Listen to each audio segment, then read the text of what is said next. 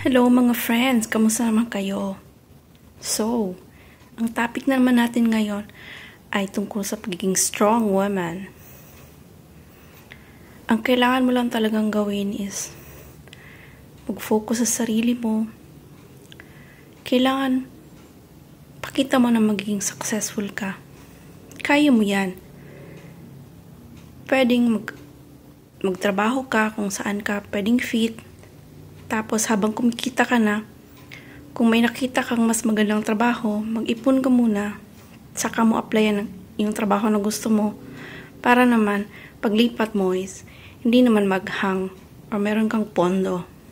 Tapos, unti-untiin mong alagaan yung sarili mo, i-enhance mo yung sarili mo, pagandahin mo yung sarili mo, diba?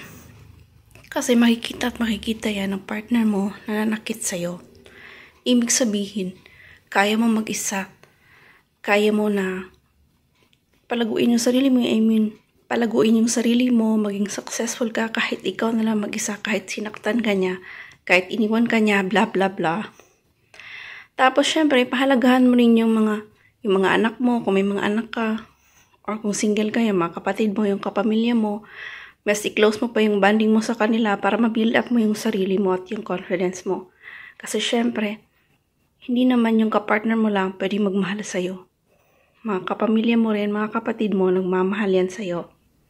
Kaya, yun lang magiging paraan or kaya mo, maisip mo na kaya mo yan. Yun po yung ganitong mga content. Paki-like at subscribe naman po ng aking comment para po, ganahan naman ako mag-upload pa ng maraming videos. Salamat po!